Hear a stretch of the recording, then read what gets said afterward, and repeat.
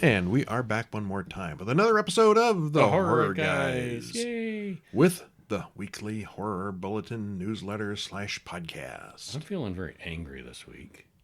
You look mad. Yeah, I am so mad. Are you at maximum mad? I think so. I think I am. I'm at the max. Yes, it's Roadkill Week, where we talk heavily about some Mad Max films and some other roadkill films. Because what's more horrible than roadkill? Well, yes, this week the rubber hits the road with Mad Max from 1979, Mad Max 2, The Road Warrior from 1981, and Mad Max Beyond Thunderdome from 1985. Then we wait about 30 years for the next installment, Mad Max Fury Road from 2015, and this whole thing went about because I heard that we were going to be able to get Furiosa on the 13th. And we can't. It's August 13th. We Whoops. watched these movies not realizing that we couldn't watch the most recent one yet. Not at home anyway. Yeah. Oops. Yeah, oops. The perils of doing podcasting. Sometimes. Reading the release dates wrong. Uh-huh. Then we'll go back and see the movie that influenced the whole thing, Duel from 1971. Steven Spielberg's first directing gig. Yeah, sure was. And we'll also take a good look at Rubber from 2010. You got your rubber? I got mine. It was not a serious film, but it was pretty good. People died. They did.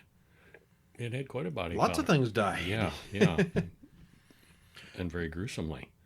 All right, and as usual, this episode is brought to you by the Horror Guys Books, which we usually talk about a free book this week, but hey, there ain't no free book this week. What happened to what the do you free want book? every week for 16 weeks in a row? You slacker. Yeah, but if you go over to OurLongPress.com, you could pick up any of our existing books. We have Ed Gein, The Butcher of Plainfield, is the most recent one. And we got, of course, Horror Guys. We've got the books on the Blair Witch and Halloween, all 33 films.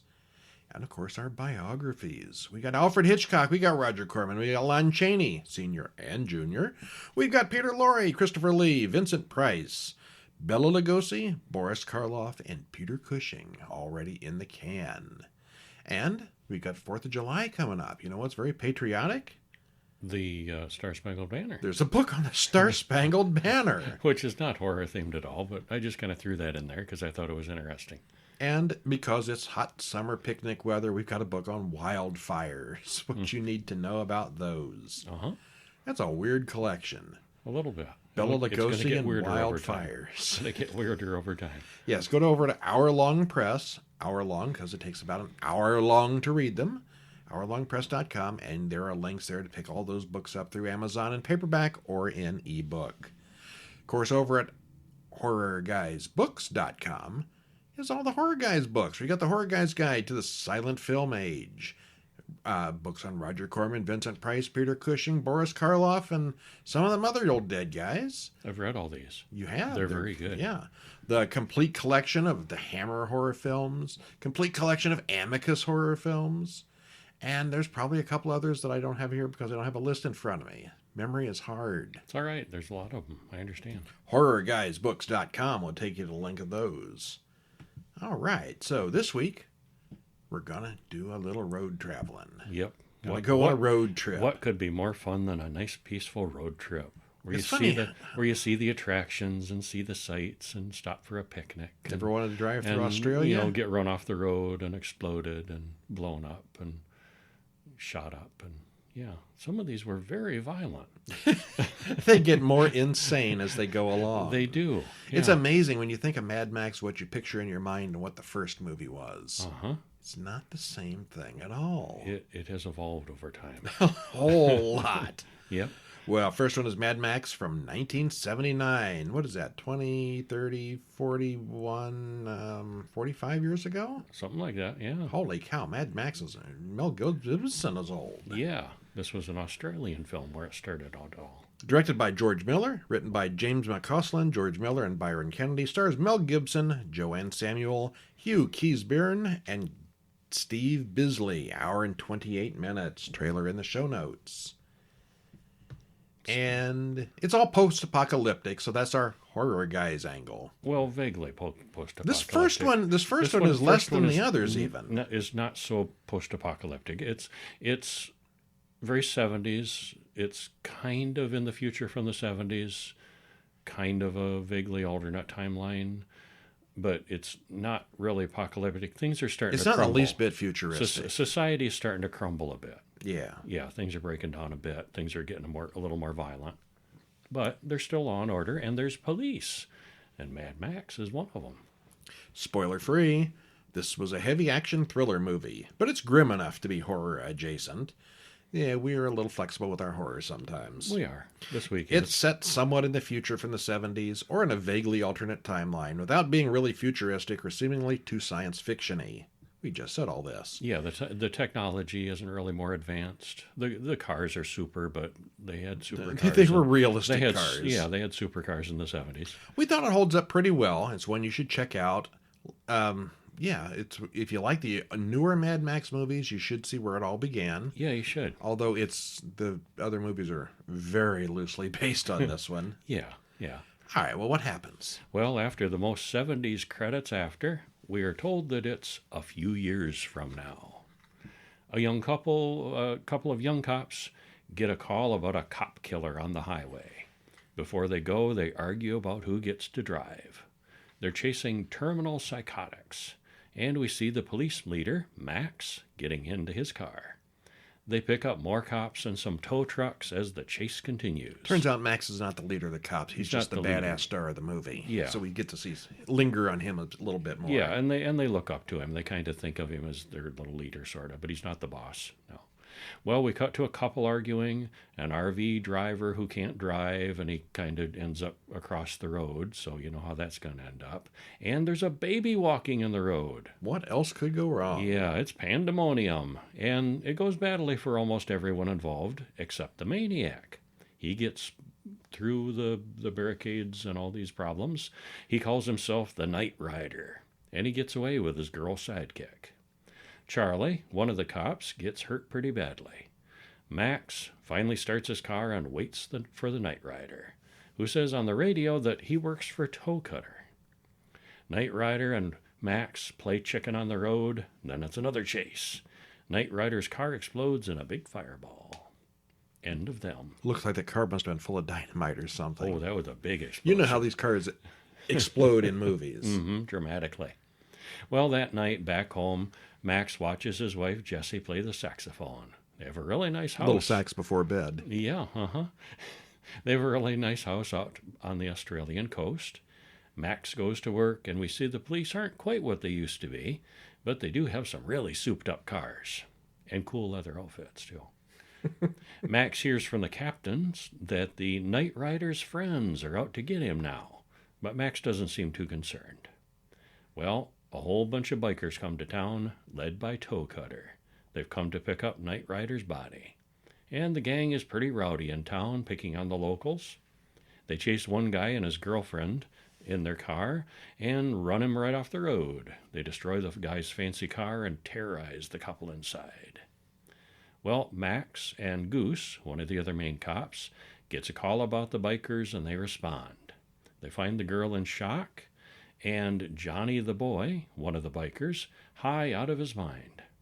Toe Cutter sends one of his guys to get him out. He's kind of a lawyer type. Well, no one in town wants to press charges. They're all afraid, and this lawyer knows what he's doing, so they have to release Johnny, which thoroughly enrages Goose, who takes it all very personally. Later, Toe Cutter shows Johnny how much he is displeased. Yeah, he's some leader of the gang. Well, later, while the cops are all at the dance club, someone sabotages Goose's motorcycle. In the morning, Goose rides up, and Johnny smiles from a distance. Naturally, his bike waits until he's at a very high speed before it falls apart. He's not hurt, but the bikers ambush him in his borrowed truck on the way back. With Goose trapped upside down and gas leaking, Toe Cutter goads Johnny into setting him on fire, and they watch him burn. Well, Max rushes to the hospital, where all the other cops are waiting. Goose is badly burned and on a ventilator. What Max sees is bad enough to give him nightmares that night. And the next morning, he goes to the boss. He wants to resign. But the captain, Fifi, orders him a few weeks off instead. The captain's this giant, bald, tough-looking guy, and his name is Fifi. Yeah, and when Max goes to see him too, he's shirtless. He's this big, huge, bulk, beefy guy, and he's wearing this really odd-looking neck kerchief, watering his plants and grooming his house plants. It's a really odd mix of we get a montage of Max and Jesse enjoying their time off together. They go on how that's going to end. Oh, yeah, montages, yeah. Well, they get a flat tire, take it to a mechanic to get the tire fixed. Jesse and the baby go to town for some ice cream and run into the bikers. Uh-oh. Jesse knees Toe Cutter in the groin and drives off, with the whole gang in pursuit. And they do get away, but we do see that the bikers aren't very far behind, and boy, they are mad. Well, later, Jesse goes to the beach, and the bikers chase her through the woods. They found them. She gets away, but the baby suddenly goes missing. Well, she's confronted by the gang, steals the baby back, and runs down the road. It's one of those classic tropes where runs on a straight line down the middle of the road. Straight line down the middle of the road. Well, she's run over by the gang. The baby is killed, and Jesse is severely injured before Max shows up. And boy, is he mad. Max freaks out, goes to get his souped-up police pursuit special. He starts tracking down the Toe Cutter gang. He finds a group of them and runs several off the road. He takes care of most of them. The Toe Cutters, the survivors call Toe Cutter to join them. And Max gets shot in the knee and his arm gets run over. This just makes him madder. Mad Max. Yeah. He ends up shotgunning Toe Cutter's last remaining gang member. Well, Max gets back in the car, chases Toe Cutter into running headfirst into a semi-truck. Later, he finds Johnny at the site of another accident that he probably caused. Well, Max cuffs Johnny's ankle to the wreckage, sets up a lighter next to a leaking pool of gasoline, and gives him a saw. He tells Johnny that he can't saw through the cuff in time, but he could cut off his foot to get free. Max drives away. There's an explosion behind him. Goose has been avenged. Oh, my. And he's still mad. And it was a running thing, too, in the next movie and third movie. He has a limp from this knee injury. They kept that consistent. Oh. It stuck with him. In the next movie, he's even got a improvised brace that he made, that he's wearing. I had not noticed that. Yeah. Movie details. Mel Gibson was only 21 here and was only paid $10,000 for the entire film since he was an unknown actor. On release, American audiences had a lot of trouble understanding the dialogue, so it was all dubbed for non-Aussie theaters. The Aussie dialogue has since been restored, and I guess we've all heard a lot more Australian since then because it wasn't hard to follow at all. It really was not bad, yeah. When Max gave Johnny the saw and the choice to either cut off his own foot or burn to death, we were reminded of Saw, of course, which had to have at least been slightly influenced by this scene. This sure seems like it. You're either going to cut your foot off, you're going to die. You choose. Mm-hmm. Justice. I want to play a game. Dun, dun. Well, this is very different from what the franchise later became. There were some crazy bikers in the desert and some very offbeat cops, but it wasn't really anything close to a post-apocalyptic wasteland. If anything, it was more like, a Western with cars and motorcycles. And it was hot and dusty like Australia is in a lot of places. Yeah, but that's just real. Yeah. I mean, that is Australia. Yeah. There were a few signs up that said prohibited area, and at worst, it was an underfunded police force trying to keep order in the outback. Yeah, they were spread thin over a big area. Still, Jesse spends a good portion of the film being chased and terrorized by the biker gang, and a lot of people do die. It's probably more action-adventure than either horror or sci-fi, but it's the first entry in a series, so we'll get there. I thought it was maybe a little bit slow in the middle, but it doesn't really drag, it does entertain, and it just doesn't quite have the intensity or the insanity of the later films. But it sets them up. It's good. It's still good. You should see it. Yeah. And next up, we got Mad Max 2, The Road Warrior, 1981. He's still angry. I remembered, I saw all these when they came out. Me too. I remembered the basic plots of all of them except this one. Oh, okay. I remember the Road Warriors wrestling tag team from the 80s. That was something which were different. clearly based on the guys in this movie. Yeah. The outfits were the same. But not the same I thing. couldn't remember the plot of this one to tell you anything. And it really was pretty good. It's just Yeah, it is. watching them all together, though, this one seems more like the filler, sort of. So kind of a stopgap in between. It really is a bridge between the original one that was mostly normal and the crazy one that was number 3. Mm-hmm. Yeah. Well, anyway, 81, directed by George Miller, written by Terry Hayes, George Miller, and Brian Hannett. Stars Mel Gibson, Bruce Spence, Michael Preston, and Max Phipps. Hour and 36 minutes. Trailer in the show notes. Spoiler-free what happens. Spoiler-free. Years after the Road Warrior, things have gotten apocalyptic. Now we're getting a little apocalyptic. Yeah. This is the tale of a loner Max who becomes a reluctant hero helping out some folks in need. The effects budget was clearly higher this time around, with some over-the-top vehicle action, fights, and explosions. Big explosions. In fact, one of the set explosions was like a world record at the time for the biggest set and biggest outdoor artificial explosion. And, The big ending, I imagine. yeah, the booby trap. Yeah. It's still horror adjacent, but it's got a high body count with people meeting horrible ends. We would highly recommend it. Yeah, I said I didn't remember it. It's still very good, though. And it was clear with this movie where the franchise was headed. Mm-hmm. It's all about the road battles and the crazy villains and stuff. Well, we get a voiceover about a time of chaos and ruined dreams. We see that there were wars that ended up causing the fall of civilization. Only those mobile enough to scavenge, brutal enough to pillage, were able to survive. Well, we hear about the warrior Max as we see some flashbacks to the first film. He wandered out into the desert wasteland to learn to live again. All right, we're continuing. Mm-hmm. Max and his dog drive down the road, pursued by some baddies. He's nearly out of gas. And dog is only dog in this. He has no name. Okay. Yeah. In the post-apocalyptic lands, they never have, like, dog names. It's just dog or Dog. Yeah. meat, dead meat or whatever it is. Yeah. Yeah. He makes them all crash, but he gets out to steal their gas. Later, he drives home to find someone with a tiny helicopter has landed there. The pilot gets the drop on Max and demands his gasoline. With the help of his dog, Max turns the table on the man, who tries to buy his safety by telling Max where a gasoline refinery is. Of course, if he knows where to get the gas, why is he stealing Max? Because it's a well-guarded refinery. They go to the site. A road gang led by Humongous has the place mostly under siege, but the villagers inside are holding them off. There are lots of people and vehicles down there. They're not very friendly looking. But they are colorful and interesting. Yeah, they are. Yeah.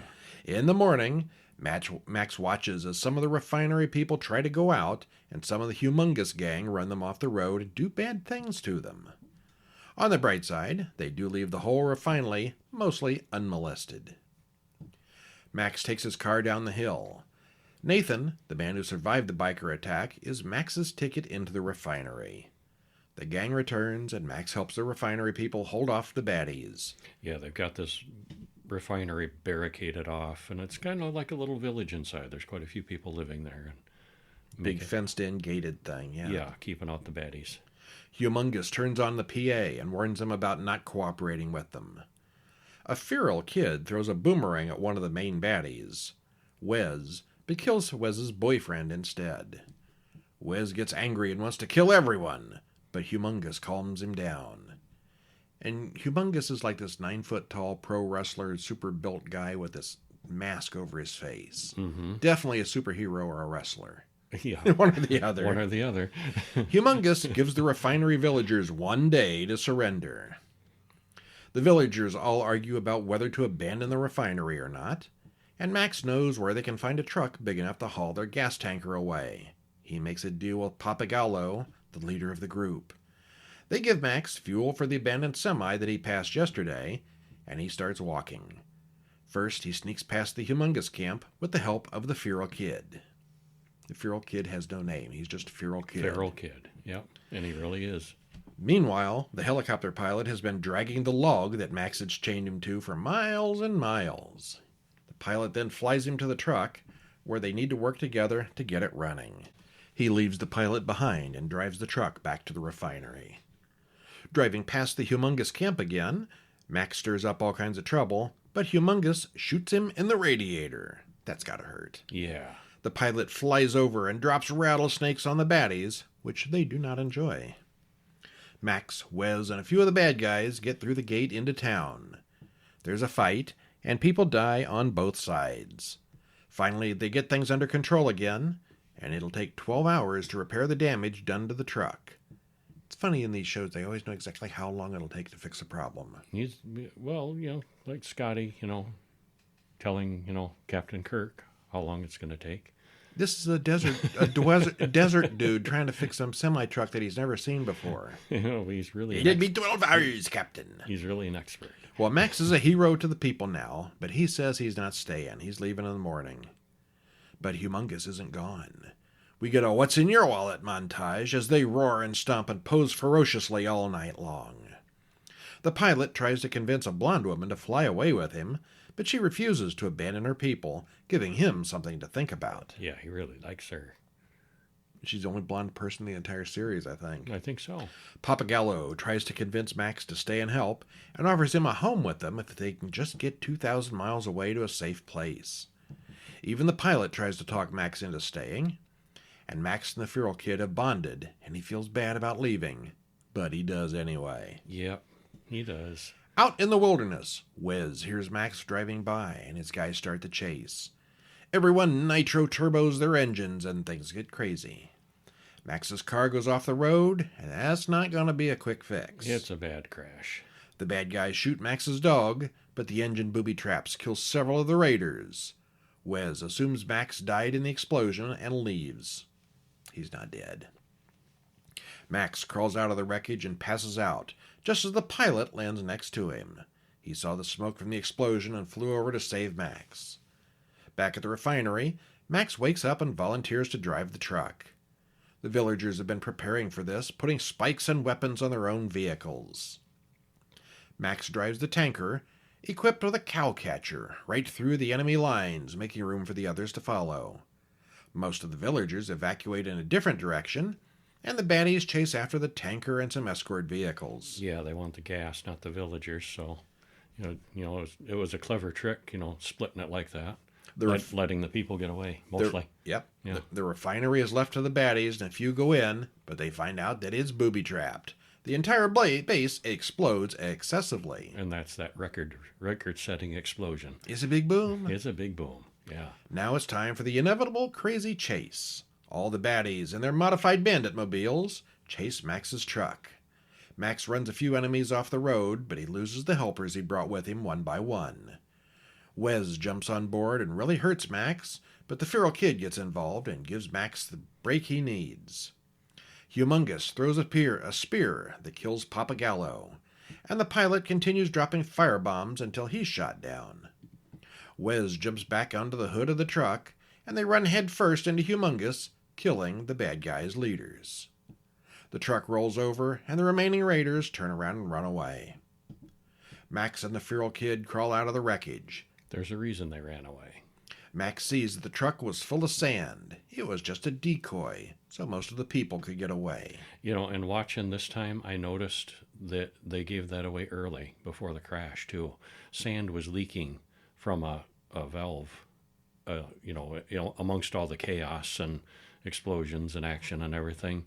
Sand had started to leak from the tanker. I did not notice that. I did this second time around, yeah.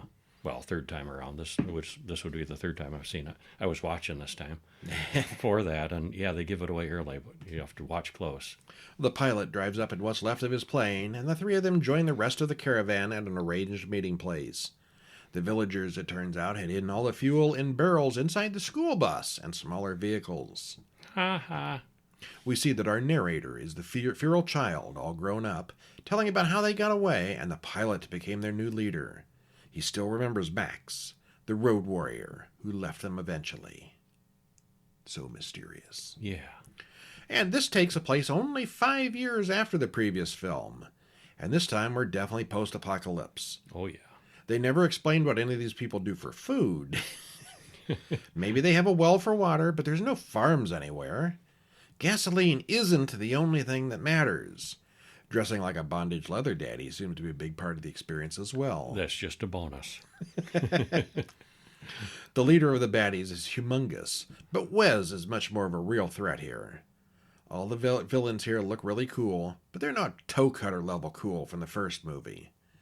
Toe Cutter was a good leader. He was creepy and weird, but he wasn't particularly violent. He's just weird. And he knew how to keep his people in line, and he was good in that role. The car chases and the cars themselves are all several levels beyond the previous film, already getting into the suspension of disbelief realm, but they're fun. Again, the situation these people in are all very bleak, but it's only marginally horror. There are some good, creative deaths and good gore. It's essentially a bunch of people in the desert under siege by an army of baddies with only one man to save them. Do we need another hero? Yeah, we do. Mad Max Beyond Thunderdome, 1985. So all three of these movies came out in a 6-year period. So none of these took forever. Directed by George Miller and George Ogilvy. Written by Terry Hayes, George Miller, and Byron Kennedy. Stars Mel Gibson, Tina Turner, and Bruce Spence. Hour and 47 minutes. Trailer you know where. Where? Spoiler free. Oh. Civilization is thriving in the post-apocalyptic world, and everyone is getting along. Yeah, right. It's all happy. Yeah, right. Okay. Not quite. There's a little town run by Tina Turner, who is a fun character in this one. The whole thing is very over the top, with Max again being a reluctant hero in a world gone strange. It's not crucial to see the first two movies, but you will get more out of this one if you do. And at least I thought this was the best of the three. I thought so too. It's the most over the top and ridiculous, but that's also what makes it best. I've also seen this one. And the story is that they wrote the character Anti-Entity. You know, how if you're a writer at all, you'll sometimes write a character picturing an actress or an actor in the role. And they were talking, the story goes, oh, this would be perfect for, Tina Turner. She would, and then it occurred to them, why don't we ask Tina Turner if she wants to be in it? That happened first. So it was sort of written for her. And I guess she said yes, obviously. But I thought that was an amusing kind of story. She would never do this, would she? She'd be perfect in this role. And then they got to think, wait, she's an actor. She's been in movies. She might want to do this. And then she ended up doing the hit song for it, too. And yeah. Wow. Yeah. All right, well, what happens? Well, an airplane containing a pilot, and he looks a lot like the helicopter pilot from the last movie. Same actor. Because it's the same actor. But this time around, he's an airplane pilot, not a helicopter pilot. It could be the same guy. Why did they not make him the same guy? I don't He got know with the why. blonde woman and had the kid. Yeah, I don't know why, but yeah, it's and the director himself said no, it's a different character completely. Okay. Yeah. Well, they dive bomb a guy with a truck being pulled by camels and knocks him right off. And we soon see that it's Max, and he's still mad now. He chases after his truck as the boy drives it away. On foot now, Max walks through the desert toward Bartertown. It's kind of a steampunk place where everybody dresses like the crazies from the Road Warrior. He talks to the collector at the door, who offers him a job to get his stuff back. And they walk through the town, and we see that it is quite a place. Yeah, it's something. The collector takes Max to see the town's leader, Anti-Entity. She explains that she built this town. There's power and there's law and order. It's rough, but it's a taste of civilization, and she's pretty fierce about keeping it going. Well, Max's job is to kill a man. She wants him to get rid of a former friend of hers without anyone knowing that he works for her. She shows him their methane factory that generates electricity fueled by pigs. Pig poop. There's a stupid giant blaster and a smart dwarf master who rides on his shoulders, and they are always together, and they are very powerful together. Master knows the science between keeping the power on, and he thinks he should be in charge. Auntie disagrees, so she wants Master alive and Blaster dead. Max goes down to Underland and starts working for Master Blaster, And we see why he's so powerful. He controls the energy, or the lack of it, for the town. He can shut it off and embargo. Well, Max also learns Blaster's weakness, high-pitched noises. He's got a dog whistle. Yep.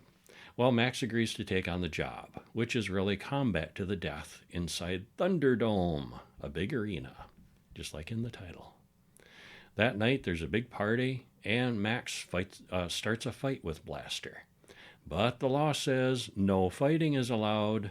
Disputes must be handled in Thunderdome. So next thing we know, the host, Dr. Dealgood, he's like a MC game show host guy. He's a hoot in this.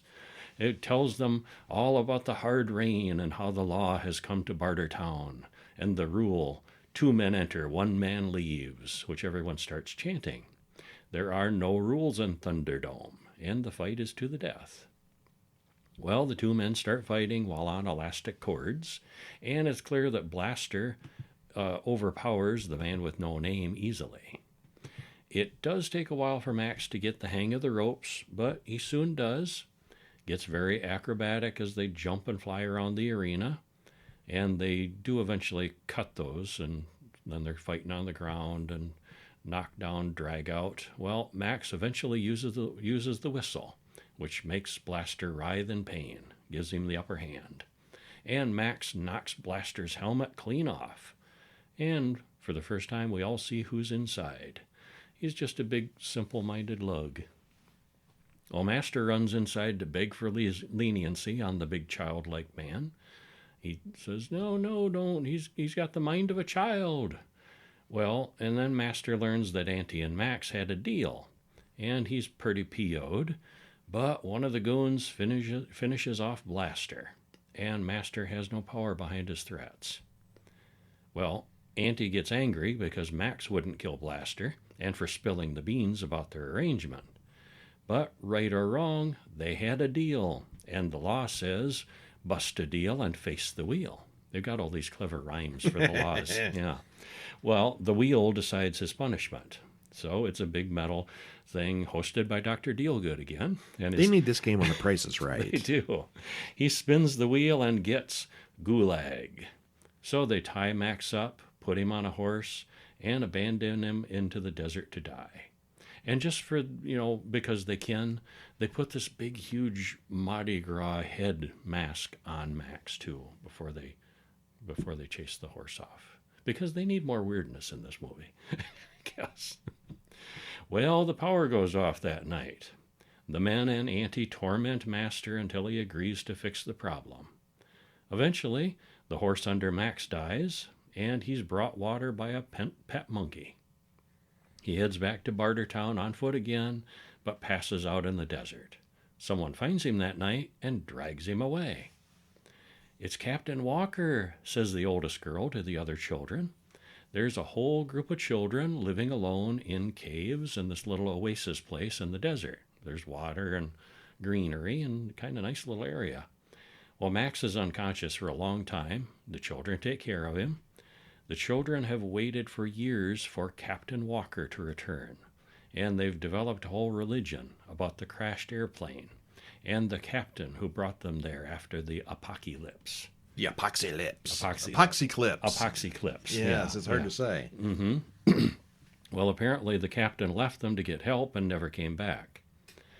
Max tells the group he's not Captain Walker. He tells them that the cities are gone forever and this place is their home now. They just need to make their home here and everybody calm down. Well, suddenly the wind picks up and everyone runs off into the desert. And they lead Max to the wreckage of their plane. And they expect him to make it go. It's like the tail end of a Boeing or something like that sticking out of the desert sand. It is not going to fly again. It is not going to fly again, no. Well, the children, led by Savannah and Slake, they're kind of the 2 elders, and they're at odds. They argue about trying to walk to Bartertown, and Max warns them not to try. Slake wants to just stay put. Savannah says, yeah, we need to go. Well, Max stops them, but the next morning they find some of the group has gone anyway. Max and 2 of the kids follow after. They catch up to the first group just as they're about to be swallowed up by a giant sinkhole. So, their only choice at this point is to continue to Bartertown.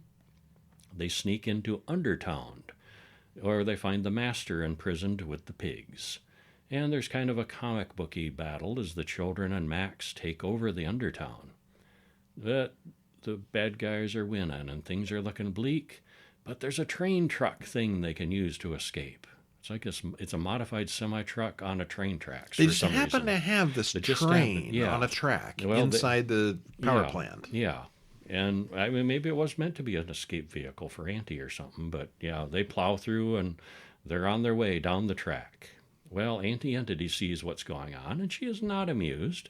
They've got Master with her. You know, she needs Master to keep the lights on. And in the process, the methane starts igniting, and there's explosions and pandemonium, and people are fleeing the town. So Annie and her warriors take off after Max, Master, and the kids with their dune buggy army. And there's a crazy vehicle chase. Auntie's men soon learn that it's hard to fight a crazy train with a dune buggy. There's a lot of momentum there. Yeah. Many vehicular hijinks ensue. Well, the train comes to the end of the line where they run into the pilot and his son from earlier who decide they're going to hijack this train. Well, Max takes a truck. Everybody else gets into the tiny airplane. He needs to clear the way for them to take off, so he drives straight for Auntie Entity's caravan. Now, the only part of this movie I don't believe Yeah? is that they could fit that many kids in that little plane. That was a mighty small plane, yeah. Everyone gets away except for Max, who is captured. But Auntie just laughs it off and leaves him there alone. The pilot flies over the ruined cities. Everyone aboard gets a good look at what's left. Time passes, and the group has set up a new colony in the old city with a little bit of the power on. They still tell the story of Max, who they hope to see again. That's all. The end. Yeah. Well, this is set 15 years after the second film and 20 after the first one. Society has completely devolved since the previous film, and this one pretty much defined what a post-apocalyptic civilization would look like for decades after its release. Bartertown and everything that goes with it are iconic for the genre, and it's all really well done. You think steampunk town, this is it. Mm-hmm. The story itself is all very over the top and ridiculous, but that's probably the best thing about the film. It's fairly long, but it doesn't really drag at any point. The car chase is pretty crazy. That's only really a kind of a small part at the end of the story. Of the original three, I think I like this one the best. I did too. Yeah. My fave of these three of the trilogy. But then they went on to make more. They did. Yeah. But first, let's talk about a short film. Okay. Speaking of apocalyptic things.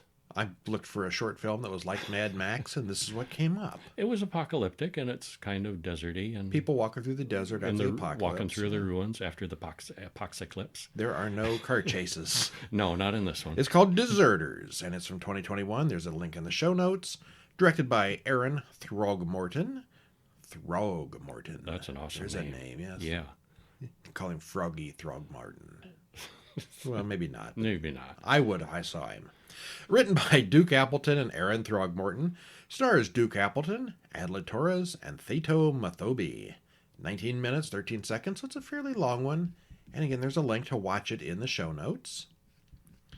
A group of 5 people run through the post-apocalyptic wasteland, leaving one of their group behind as credits roll.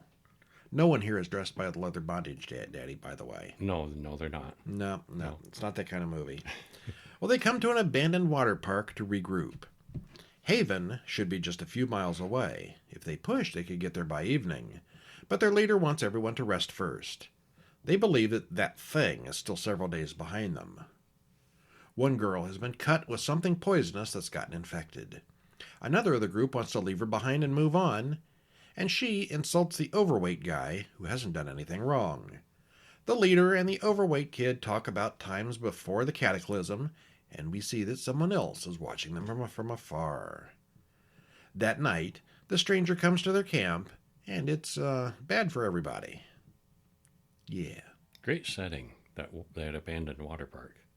It looked like a real abandoned water park. Yeah, there was a good setting for it. Well, the music is good and appropriate. In the beginning, though, the music I thought was a little over loud and covered up some of the dialogue a little bit. The characters are all very distinctive and interesting. There's only 5 of them. And the acting is decent for a short horror film. The story about the wrestler's brother was too long and dragged a bit, but it was well acted. And of course, if we hear about more of that later. And it was necessary for the story. It was. It just felt a little long at the time. Well, because we wanted more fighting, more action, more horror, more stuff, and they're just sitting there talking. Like, come on. Some of the night but scenes... But sometimes you have to do that in horror movies. Yeah. And some of those night scenes are also a little too dark. I'm like, what is going on here? But the fight scenes and gore are, well, they're not great, but they're a small part of the main story. They get the job done. They do. Yeah. The final resolution was more predictable than it should have been. I think the ending could have been clearer as to the motivation of the bad guy. Kind of left it up to us a little bit, but yeah. Was it a plague? Was it zombies? Was it just insanity? What was going on here, really? We don't quite know. I'd still give it a thumbs up overall. Oh, yeah, it's worth watching. Yeah, it was. Also worth watching, because it took them 40 years extra to make it, was Mad Max Fury Road from 2015. Directed by George Miller, written by him and Brendan McCarthy and Nick Latouris, stars Tom Hardy. I guess Mel Gibson was a little too old for this stuff. Mm-hmm. Charlize Theron and Nicholas Hoult, 2 hours exactly. Trailer in the show notes. Spoiler free. Spoiler free. This wasn't quite a sequel or a reboot of the first 3 films. It's more like a parallel set in the same world of the third movie, with a different Max in a different part of Australia. It takes the elements and the mood of the third movie and cranks up the volume with almost non-stop action in this one. Charlize Theron and the baddies carry the movie about as much as Max does, and we thought it was very entertaining and well made. Yeah, this was really good. Yeah, one of the probably the best movie that came out that year. It was excellent. It was non-stop, something going on all the time. And then that Mad Max Furiosa is a prequel to this. Is a prequel to this. Yeah, when these characters were younger and getting their start. The main baddie when he was younger, and Charlize Theron's character, when they were younger. But we don't really know because we haven't seen the new one yet. Because they won't let us see it yet. Not at home, anyway. Yeah. Next month. No, August. It was August, wasn't it? Yeah, it's going to be a while. Someday, though. You should tell us about this one, though. We hear about the oil wars as credits roll. Max narrates his earlier life, and then the nuclear war, and then the world fell. We zoom in on Max, who kills and eats a gecko. He gets back into his car as he's pursued by a gang of bandits. They overturn his car spectacularly and drag him to their lair, where they cut off his hair, tattoo him, and then start to brand him. He almost escapes, but we see that he's haunted by his past. And credits roll. And like Kevin says, it's not exactly a sequel. I guess it could be a sequel. I don't think it is. No, it's more than just in the same world. Things have gotten a lot worse. Things have degraded. Well, it mentions he was a cop, so at least the first movie happened. And beyond Thunderdome, it was things were pretty bad, and here they're pretty bad too. I'd say this was worse. This has gotten to the part of like cult status. Yeah. Well, we cut to Furiosa getting into her monster truck as the leader of the town, Immortan Joe, puts on his elaborate outfit and monster face. And just an interesting note here: the actor playing Immortan Joe is the same actor who played Toe Cutter back in the original movie. But he's wearing a mask, so you can't tell. And it's totally not the same character. No. Because Toe Cutter died in that movie. But I just thought that was interesting, bringing him back as this character. As iconic as Immortan Joe is after this movie came out, with his face and his mask and all that, he only gets like maybe 60, 120 seconds of screen time. But he makes the most of it. He doesn't do much. But he's very iconic, though. Yeah, he is. He's something. There's also a little bit of a Darth Vader element to what he's wearing that helps him to breathe. Joe sends his war rig to bring back bullets from Bullet Town and gas from the Gas Town factory, with a tanker of water in trade. He runs the cult of the War Boys, a bunch of bald young men who are just plain crazy. Mm-hmm. He gets them fired up. He does. There are a lot of people in this desert oasis, but Joe controls all the water. He distributes it to the people in the most inefficient way possible. He's got these giant pipes about a half mile up a mountain that he pours down, and it sort of like rains on people. Yeah, and he lets Most them, of it winds up in the dirt. yeah, 90% of it is just wasted. But I think that's who he is. He's showing that You want to fight he's- for it. He's got water to spare, and you want to worship me, grovel for it. Well, he's got quite a setup going with the slaves, machines, and followers. Down in Joe's dungeon, we see Max in a cage. On the road, Furiosa turns the truck away from Gastown. She wants to go east. Joe's weird sons sees that she's off course, and Joe runs to his vault to check on his valuables, which is empty. His many wives have vanished.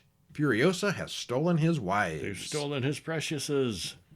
And we see that he's got like a human milk factory where he milks the wives, and he's got these bottles and bottles. No, they're the milker. They're the milk producers. They're not his wives. They're just like the cows. It's not the same group then. No, not at all. No. Oh, the wives are the pretty ones. Yeah. Yes, okay. His wives and baby bearers. The milkers are the...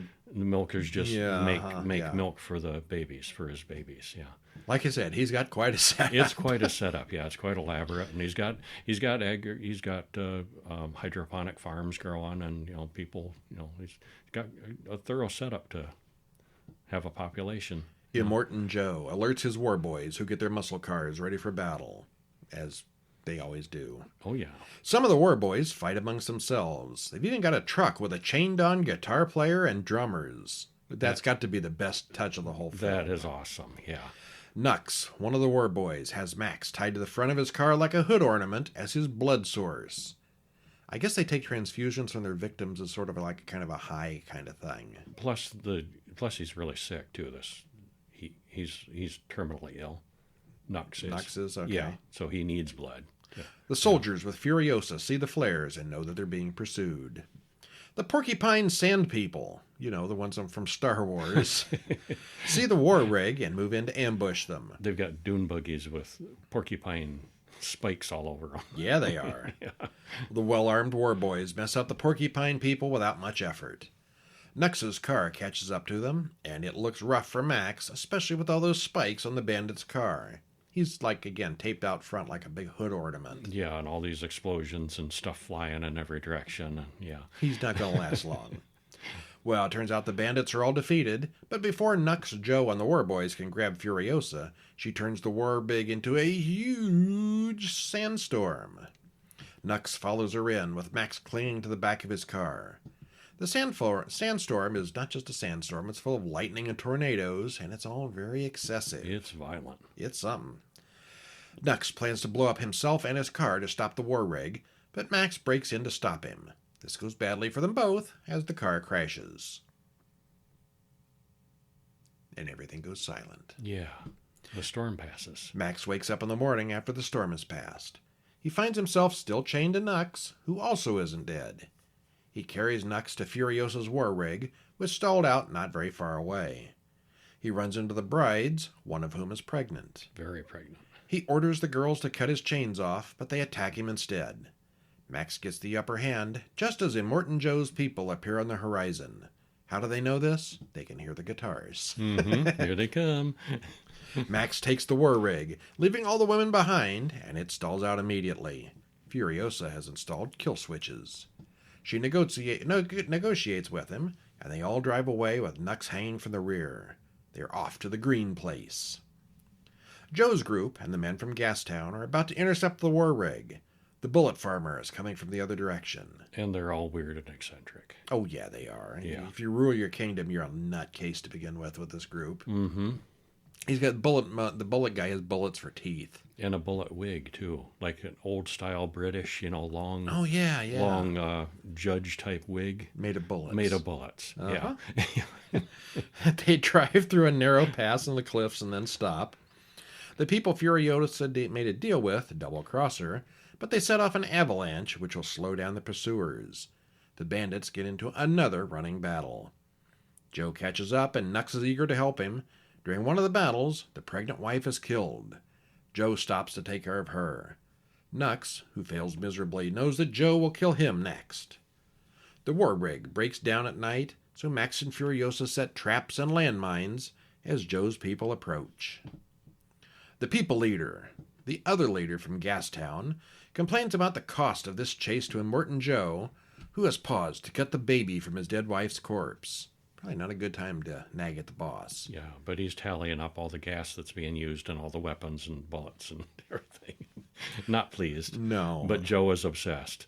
He wants his brides back. The baby turns out to be dead too, which enrages Joe. Nux, who knows what Joe's going to do, volunteers to help the good guys escape.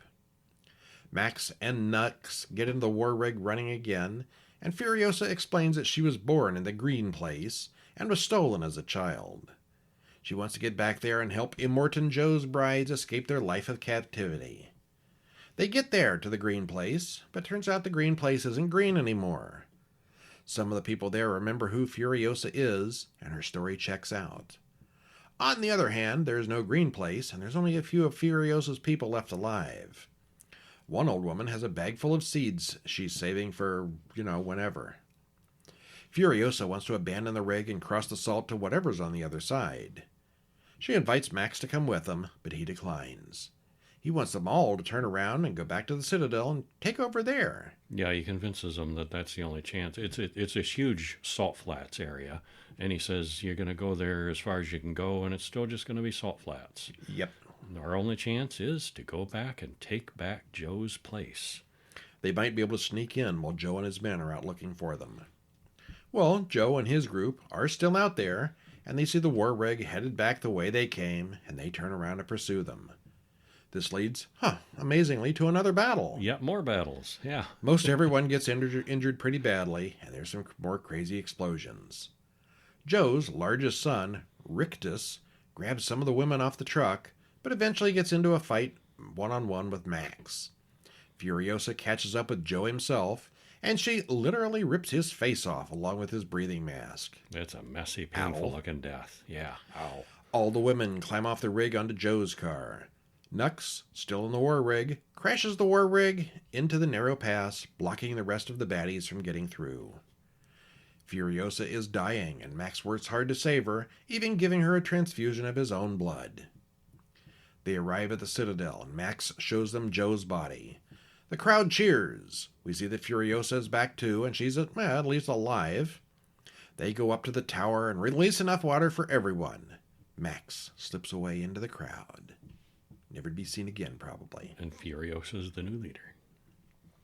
All right, well, this takes all the stuff from the third movie that was great and cranks it up to 11. It's bright and colorful, which is odd considering the setting, but it all works. There's a lot of color in this brown desert. Yeah, there is. It's one high-speed thing after another, and the majority of the runtime is one long, high-intensity vehicle chase. If you're not tired when this one's over, you haven't been paying attention. Max doesn't speak much in this, and since he's played by Tom Hardy, that's a good thing. Tom Hardy is not always mush-mouthed to it. Here again, he's mush-mouthed. Tom Hardy is probably my least favorite big actor. He's good at being mush-mouthed, and here he kind of is. But he doesn't have any lines, so it's okay. Not much. Yeah. Immortan Joe, Rictus Erectus, the Bullet Farmer, and the other villains are all very interesting here. The truck with the flame-throwing guitar player and accompanying drummers may be the craziest thing ever. The budget here was insane, and it shows it. It looks good, the characters are fun, and it's non-stop action. I'm looking forward to seeing the prequel. Yeah. In a couple of months. Yeah, not that we're bitter about that. Okay, so that's all the Mad Max movies we've got for you now, but let's go back in time and talk about the movie that influenced this the original Mad Max, sorta. Pretty low-key by comparison, but yeah. It had just as much road action as the first movie. It's Duel from 1971, which was directed by Steven Spielberg, written by Richard Matheson, stars Dennis Weaver, Jacqueline Scott, Eddie Firestone, runtime's an hour and a half, and there's a trailer on YouTube. I think we watched this one on Tubi, so it's out there for free to anybody. Yep. This one has an unrelenting, low-level horror and feeling of stress that builds as David, the ordinary guy, gets trapped in an unrelenting situation. There are no supernatural elements or monsters, just a crazy, fixated truck driver, and that's what makes it more chilling. It's a stalker, only the stalker's not human in this case. It's the truck. It's a big truck. See, we never see the trucker's face. The enemy here isn't the driver, it's the truck. The truck is the baddie. It does make it feel that way. It's not a magic truck. There's a driver. There is. We're not supposed to really see it that way.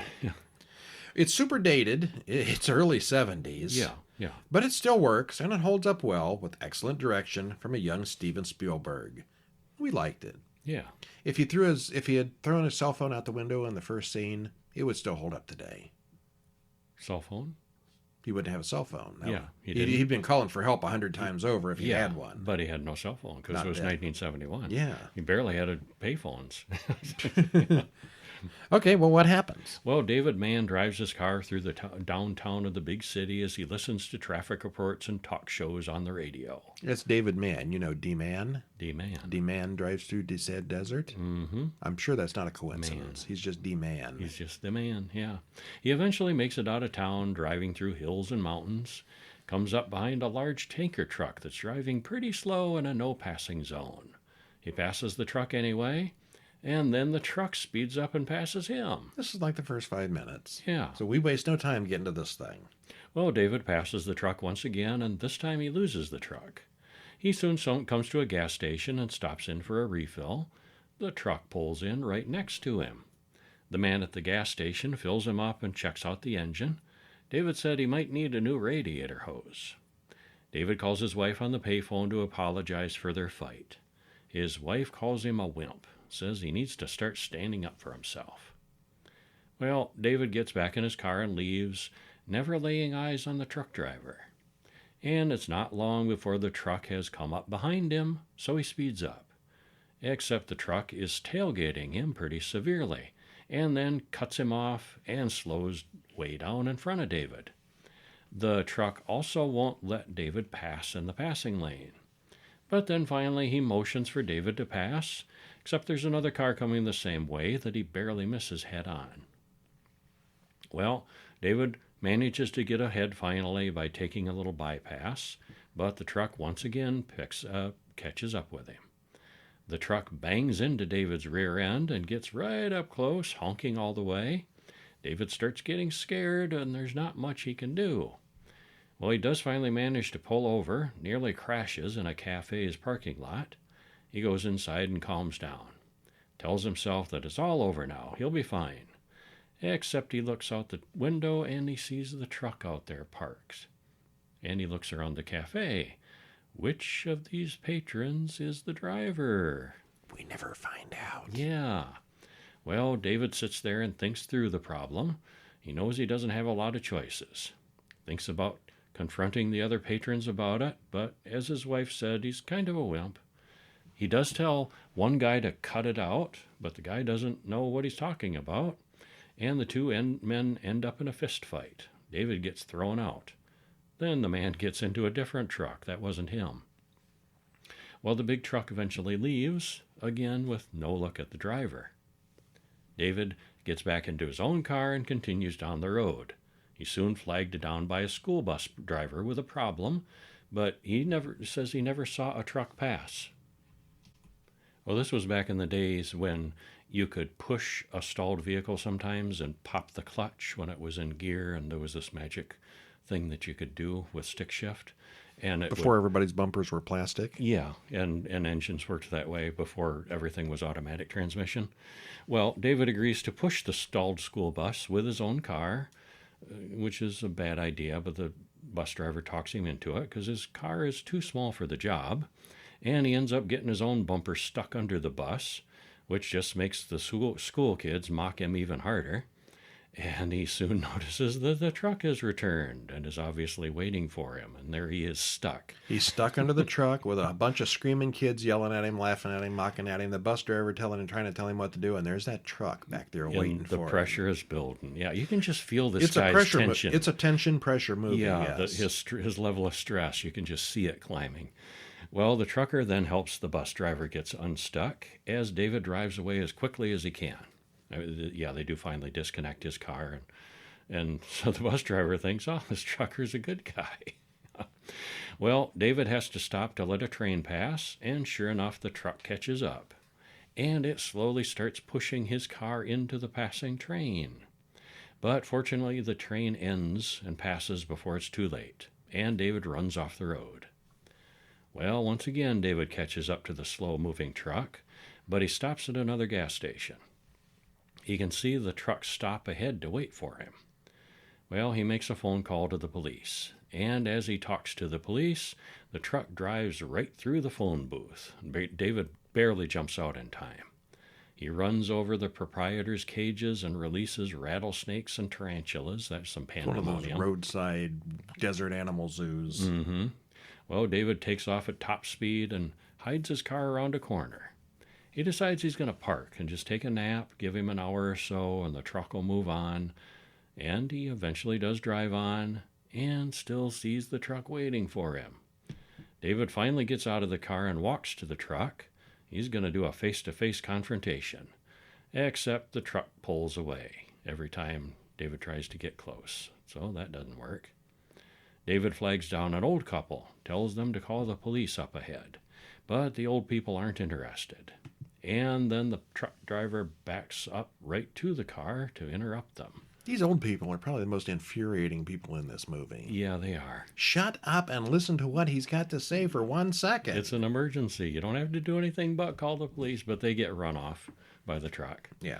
Well, David has had enough. You can tell he's getting serious. This time he puts on his seatbelt. You know it's the 70s, because now he's put on the seatbelt. Yeah. And the chase resumes. The two vehicles fly through the twisty mountains until David sees a police car. No, it's not a police car. It's just colored like one. David just cannot get his car to go fast enough to outrun that truck. It's very hilly, very mountainous. And just as it's starting to look like David is going to outrun the truck, his radiator hose finally breaks. And it all gets very tense as he makes it to the top of the hill and coasts down again in neutral. Well, David finally just crashes. The car barely moves, but he does get it running again, heads up another hill. He wedges his briefcase to the gas pedal and steers head on at the truck. And David jumps free. The truck hits the car and can't see where he's going. The truck and car go off a cliff. David watches for a long time to see if the other driver got out, and he didn't. David sits down and throws pebbles at the wreck as the closing credits roll. It's going to be a long walk home. Yeah, it will. Well, I like how they showed David going at crazy speeds to escape the truck, like 70 miles an hour. Well, it was 1971 vehicle technology. I assume all the speed limits were 55 back then, so 70 was crazy speed. Man, you get pulled over for going too slow if you're doing 70 today. Yeah. The front of the truck was covered in old license plates, and presumably that's from his previous victims. He's sort of like a truck serial killer. Uh-huh. There's really only one character, and most of the dialogue is his own internal narrative. We never do see the truck driver, or have any idea what his motive is. He's just a crazy man with a truck. Really, yeah, I think the whole point here is you're first supposed to forget the driver and just be afraid of the truck itself. Mm-hmm. Probably the reason this works so well is because it's just a very simple premise that could actually happen. There's nothing supernatural or magical here. And it's clearly influenced everything from Mad Max to Jeepers Creepers even. Jeepers that truck. Creepers, yes, it was, yeah. Yeah, I liked it. This was the first time I'd seen this. It's super low budget, used to be on TV all the time. Okay. Steven Spielberg's first movie. Dennis Weaver from McCloud was in this as a non-cowboy. And that's pretty much it. It had to have been a really low budget. I mean, Did a nice job with it. Yeah, it's really really good for what they started with. But, I mean, Spielberg trying to prove himself. Uh-huh, yeah. All right, one that is definitely not Spielberg. Rubber from 2010. It's a classic in its own way, though. It is. Written and directed by Quentin Dupieux. Stars Steven Spinella, Roxanne Mesquita, and Wings Hauser. Hour and 22 minutes. Trailer in the show notes. And you probably do want to see the trailer before you commit to this one, which is also free on Tubi. Mm-hmm. Spoiler free. This was weird and funny, with a lot of things happening for no reason. But they make a point of explaining why things happen for no reason. And many of the people know they are in a movie, so none of it is real for them. Except it is very real when people's heads explode and the body count climbs upward. It's a crazy ride that we enjoyed. Yeah, It's kind of meta. It's kind of like a movie going on, and some of the people are watching the movie. Some people go know on. that they're in the movie. Yeah, and then some of them people realize, oh, this is not a movie; it's real. Like, what? They're really dead? No, that can't be. It's just a movie. You're either going to love it or you're going to hate it. It's very weird. We liked it. We open on a bunch of chairs out on the road. A man holds dozens of binoculars as he waits. A car drives down the road, swerving into and knocking over all the chairs. Policeman gets out of the trunk of the car and asks us trivia questions about movies. All the questions have no reason as the answer. Life itself is filled with no reason. The film you're about to see today is an homage to no reason. Because there is no reason. Why did they make this thing? No reason. Okay. Well, he drives away, and the man with the binoculars starts handing them out to the audience, who turn around to watch the movie. It's already boring, whines one kid, and all they see is a garbage dump as credits roll. Yeah, nothing's happening. Well, we eventually focus on a tire half buried in the dirt. It starts rotating all by itself. It struggles for a bit, but eventually gets up and starts rolling through the desert. It slowly and deliberately rolls over a plastic water bottle, crushing it. You can tell it enjoyed that. Mm-hmm. Then it squishes a scorpion. Maybe this tire has a mean streak. It's learning. When it finds a glass beer bottle, it can't crush it, so the tire just shakes with rage and breaks the bottle with its mind. This tire has psychokinetic powers. Night falls and the tire tips over and goes to sleep because it's tired. Oh boy. Yeah. It's tired. It's tired. In the morning, the tire wakes up and gets rolling. The audience has camped all night as well, and they wake up and get back to the show. The tire has a drink and spots a rabbit, which it also makes explode with its mind. The tire eventually comes to a road where it watches a car drive by. The tire vibrates and the car breaks down. It sneaks up on that car, but it's suddenly hit by a different car that didn't see the tire in the road. The car and the truck get away, but a crow isn't so lucky. The tire follows the truck to a gas station, where the tire starts vibrating maniacally. The man in the truck's head explodes. Yes. Yeah. Okay, yeah, there's a man in the truck and his head explodes. All right, it's not the truck's head. I'm like, what are we reading here? The tire, who writes this stuff? The tire is angry. The tire comes upon a motel, and it sees the door to one of the rooms is open. The tire peeks inside, and the girl from the car we saw earlier is in there. She gets naked and takes a shower, and the tire watches. Now, Who takes a shower in a motel and leaves the door open? Motel and leaves the door open when she's taking a shower. Who does that? People in movies. Yeah. The tire gets a room of its own. Don't ask. It does, somehow. And it watches movies all night. It has the volume turned up loud, so the girl in the next room is annoyed. Little does she know, her neighbor is a tire. Mm-hmm.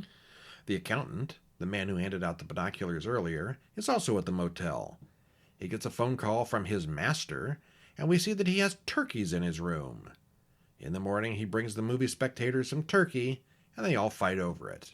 He hands them like a bag with a raw bird inside. No, it's cooked. Is it? Yeah, but he kind of plops it on the ground and lets them go at it. Because they're hungry. They haven't been fed in like 3 days. Back at the motel, the housekeeper finds the tower in the shower, which is rude. The tire on the shower. Not the tire just doesn't want to come out tower right. in the shower, yeah. Yeah, finds the tire in the shower.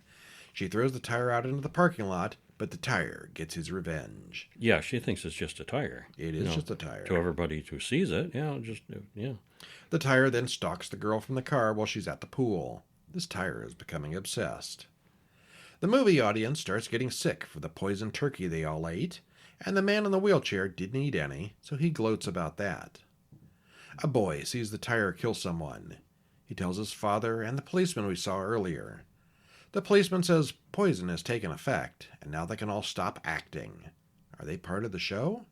Yeah, the audience is dead. Why do they got to keep going? Well, it gets complicated, but the audience isn't dead because the guy in the wheelchair is still alive. He didn't eat. Yeah. We cut back to the audience. Everyone but the wheelchair man is dead or unconscious. The policeman tells the other cops to stop acting like this is real life and that they can all stop and go home. They argue, but he demonstrates that it's all fake by having one of the other cops shoot him multiple times. This situation is not real. But the dead housekeeper is still dead, which is confusing. And funny too, because Bleeding. he's kind of bleeding, but he's saying no, it's not real. As he's bleeding, and the housekeeper's like, "Oh yeah, that's just fake," and the other cop's like, her head is gone." "Oh no, it's fine. She's fine. She's gonna get up." And they all look and like, "No, her head is definitely gone." Then the accountant explains that one of the spectators isn't dead because he didn't eat the turkey, so they all have to continue. Mm-hmm. The tire makes the motel's manager's head explode as the cop watches. Lieutenant Chad, the cop, realizes that the killer is the tire. It says so right there in the script. The accountant brings food to the wheelchair man, but he refuses to eat any of it. He wants to watch the story to the end, which makes the accountant nervous. It's like they didn't write an end to this movie. What do we do? Eventually, the accountant eats the food and dies from the poison as well. And he knows it's poisoned, but he eats it anyway. The tire then admires itself in a mirror. The boy Zach talks to the tire, and he knows about what the tire has done, so the tire just rolls away. Chad tells the other cops to round up all the tires in the area. One of the cops catches up to the tire, but the tire makes his head explode. Later, the tire rolls up to a place where a man is burning a bunch of tires. Oh my.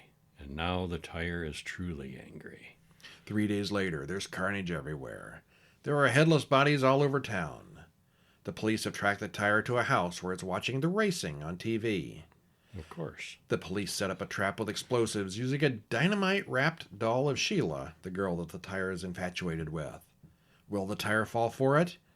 Sheila won't read the script. It's just too awful. Wow. Maybe a little meta here. A little. The wheelchair guy bangs on the van door. Oh, the audience participation now. Yeah. And tells Sheila and Chad that he doesn't understand the plot right now. Yes, why aren't they using a flamethrower or a bazooka or something? They argue about he should have just eaten the turkey. But he's like, the tire's right there. Just go kill it. Take care of it. We can end this right here. But he's just the audience. Nobody listens. That's right. Finally, the tire starts to vibrate, and he makes the dummy's head explode. The explosives don't go off, so Chad goes in with his shotgun. Chad shoots the tire and brings its corpse out to the wheelchair man, who says, "That was a crappy ending." That's it. Suddenly, a tricycle rolls out of the house. It's been reincarnated. Uh-oh. The tricycle makes the wheelchair man explode. You only killed its body, not its spirit. Chad drops Sheila off at her car, and they both drive away. The tricycle moves on down the road, collecting other living tires as it passes. Uh-oh. The end for now. And they're heading for town. Well, it's just kind of a stupid concept, no reason, but it's all surprisingly entertaining. And it's just a tire. It's just a tire. Yeah. It's all very meta, since the cop knows they're in a movie, the audience knows they're watching a movie, and the audience participates in the movie. I'm not sold on the idea that the characters know it's a movie and even have scripts, but overall, it is just weird for no reason. Because no reason, yeah. It's dumb, but it's a good kind of dumb. Very entertaining. Yeah, I liked that. I was glad we watched that. I'm going to say Furiosa is my favorite of the week. Me too. But Rubber is just weird. Mm-hmm. Rubber is cool in a weird way. And we would highly recommend it. That's it for this week. Stop in over at horrorbulletin.com, sign up for the free newsletter, get all these reviews in your email box once a week. You can also get the podcast through the newsletter now. You get the one message in your email box Saturday morning. At the link, it's got the podcast at the top and all the text at the bottom. You can read along or just listen. It's fun. Until next week. Until next week, yes. I'm Brian. And I'm Kevin. And we'll see you next time. See ya.